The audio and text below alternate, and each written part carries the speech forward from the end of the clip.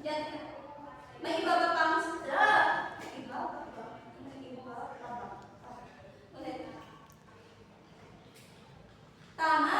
Dapat kayo ay mag-aral lang mabuti. May iba pa pang sagot? Yes, Celia?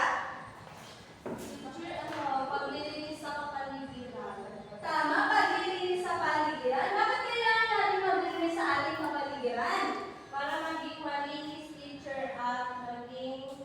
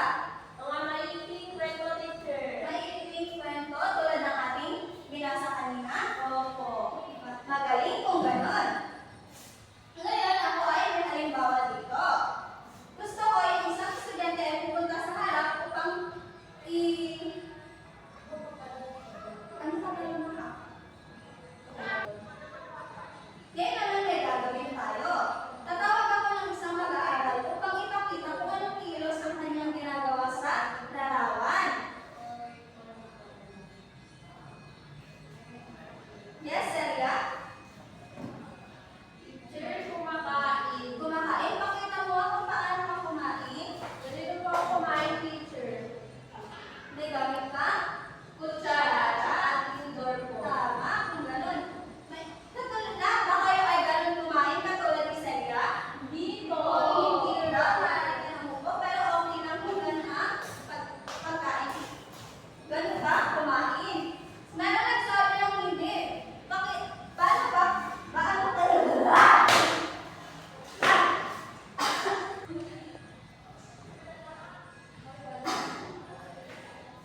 Higay na lang, di na mapatuloy. Maaari mo bang ipakita, Bebea, kung paano ka kumain? Teacher, ganito po. Gamit ko po yung kamay ko. Gamit ang kamay. Alam niyo ba ang paggamit ng kamay habang kumakain ay isa itong kultura or practice na ano yung mga practice? Ito ay ating practice. Practice natin mga Pilipino. Maaari ka ng upo. Ito ay isang halimbawa ng pandiwa. Kapag kumakain, ano ang gumagalaw? Kamay. Bibig. Tama, kamay at bibig. Ngayon naman ang pangalawang larawan. Sino gusto? Yes, July. Teacher, nagpapalit po ng damit. Nagpapalit ng damit. Pwede mo bang ipakita kung paano sa ating pangalawang larawan? Uy, wala nang magkasama. Larawan. Pangalawang larawan. Dumako naman tayo sa pangalawang larawan. Ano ang ginagawa ng bata sa larawan? Yes, July? Teacher, nagpapalit po ng damit. Nagpapalit ng damit. Pagbasa ba ang iyong damit or madumi? Anong ginagawa mo? Teacher, pinapalitan po po ng malinis at bago. Bakit kailangan natin palitan ang ating damit kapag ito ay madumi at basa? Para po hindi magkasakit. Tama, para hindi magkasakit. Ang pangalawang ay pangatlong larawan. Anong ginagawa mo na sa larawan? Yes, Jade? Tumutugtog po ng gitara. Tumutugtog ng gitara. Marunong ka bang tumugtog ng gitara? Hindi po puro, pero yung kuya ko Yung kuya mo marunong tumugtog ng gitara. Alam niyo ba, kumain ka naman po. Alam niyo ba ang pagtugtog ng, ang pag... Ito. Pag-puso lang po. Te, kumita ka kanya, niya. Parang ganun mo lang.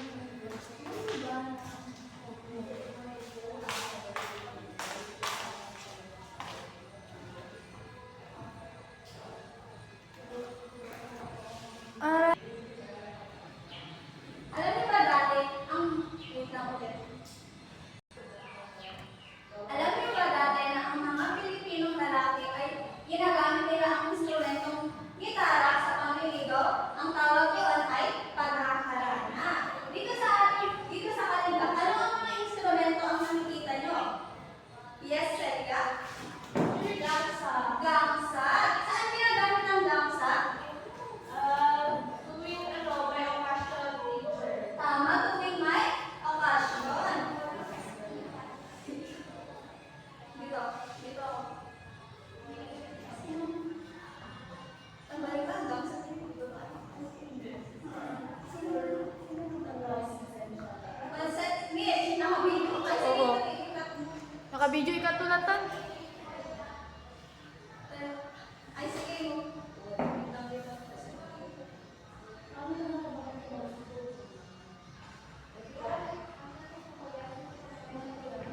Nakita niyo na ba? Nakakita na ba kayo ng tumutugtog ng dansa, mga bata? Yes, you're right.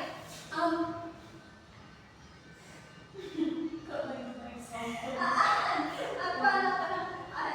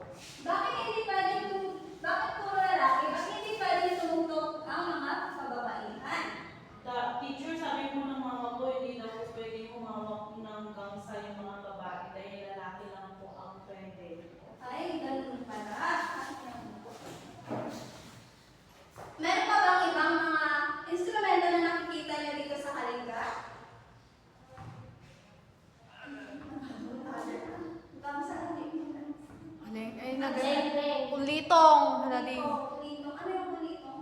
Mas nagitara ko yung bamboo. Oh, sabi mo, ano yung kulitong? Sabi ko, ma'am, pala siyang gitara. Hindi alam mo. Dapat yun kasi siguro kagiging. Hindi, ano ba ang tsura ng kulitong? Alam niyo ba kayo? Ay, Ang wait. estudyante na meron din ako. Doon sa kwan, magtaas na kayo ng kamay. Oy, taas mo. Yes, Rebecca? Ano, teacher, kulitong po? Ano ang tsura ng kulitong, Rebecca? Teacher, mahabang bamboo na may mga string na ang tunog ay parang gitara dito. Tama, ang kulitong ay para siyang gitara. Maaari ka na umupo. Ngayon naman ay ating tutukuyin ang pagdiwa sa pangungusap. Ang unang halimbawa, wait lang. Wait pa na.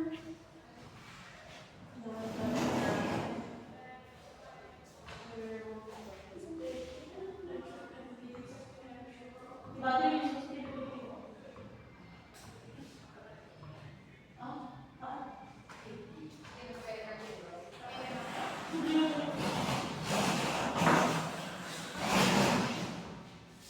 Ay, kapatan niya susi ka o ay kapit ko lang. Bien. Anak mo dito? Ay, Pagbayaran naman.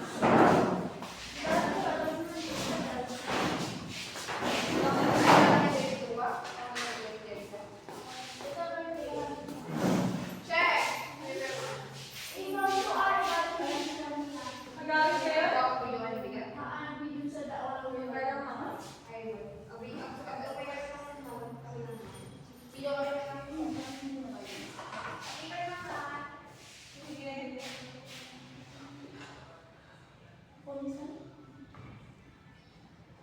Nagalit kayo? Uy, bandage na mabidyo lata dahil ka? Wait. Apa yan ang mabidyo lata? Ngayon naman ating ulit. Sige. Ngayon naman ay ating tutukuyin ang pandiwa sa pangungusap. Unang halimbawa,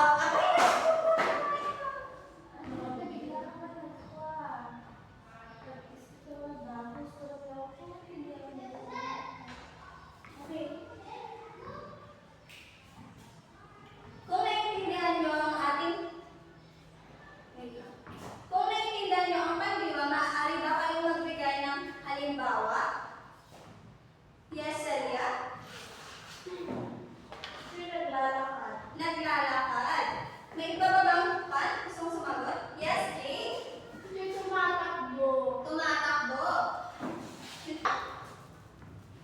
Kung naiintindihan nyo ang ating Bilang lebeyati. wait lang, ito na. Kung naiintindihan nyo ang ating aralin, wait lang. Kung naiintindihan nyo ang ating aralin, tangina.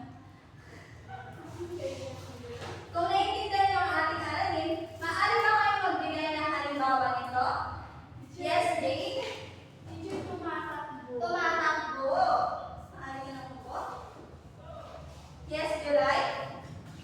Teacher, naliligo po. Naliligo. Ba't kayo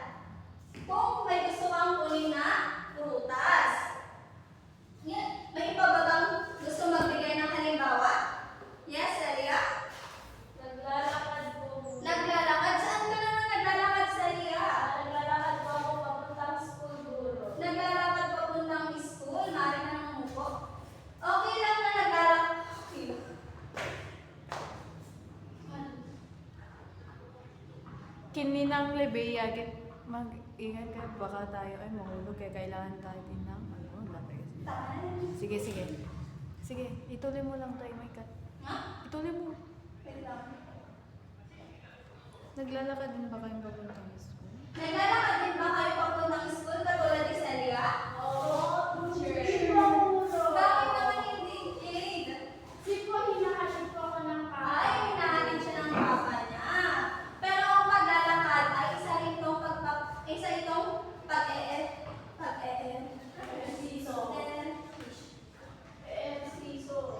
exercise.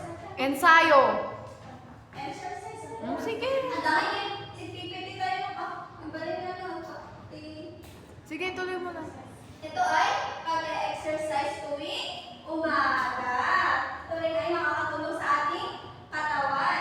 Ngayon, dadako na tayo sa... Wait lang. Ngayon naman, dadako tayo. Ngayon naman ay ating tutukuyin ang pandiwa sa pangungusap.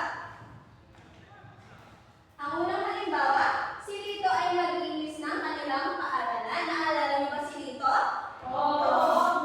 Siya yung nasa maikling kwento natin kanina. Sa ating pangungusap, saan sa tingin niyo ang pandiwa? Yes, Che? Naglilinis. Tingnan nga natin kung naglilinis. Tama, naglilinis. Ngayon naman, dadako tayo sa pangalawang halimbawa. Si Emilio Jacinto ay mahilig magsulat ng mga akda. Ano ang pandiwa sa pangungusap? Yes, Che? Ay, wait lang. Yes, July? Nagsulat. Mahilig ka bang magsulat gaya ni Emilio Jacinto? Ano ang sinusulat mo? Takdang aralin, maaari ka lang po. Tama ang sinabi ni July na dapat lagi tayo magsusulat ng takdang aralin. Kilala niyo ba si Emilio Jacinto? Si Emilio Jacinto, siya yung kanang kamay ni kanang kamay ni Andres Bonifacio. Siya yung utak ng katipunan noon. Ngayon naman, dadako tayo sa pangatlong halimbawa. Yes, Celia, ano ang...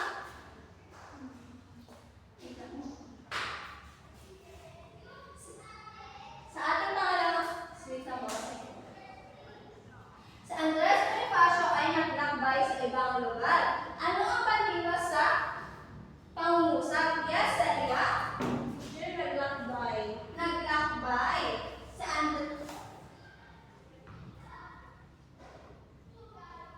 Naglakbay, tama. Yes, tama, naglakbay. Si Andres Bonifacio. Yes, tama. Yes, tama. Ang pandiwa sa pangungusap ay naglakbay. Alam niyo ba si Andres Bonifacio ay naglakbay upang maghikayat ng mga Pilipino upang tumulong sa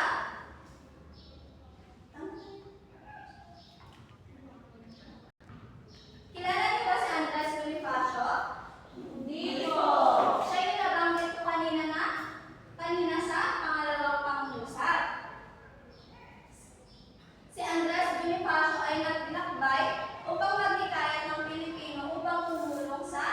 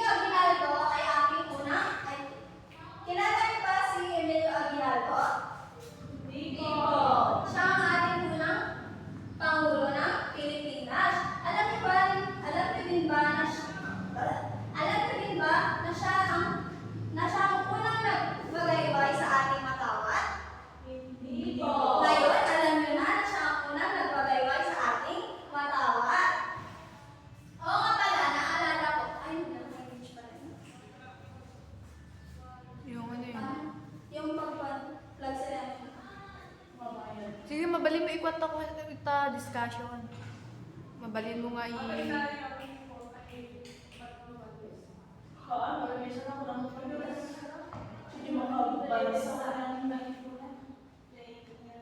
Makabansa yun, ano yun, makabansa. Ganun yan.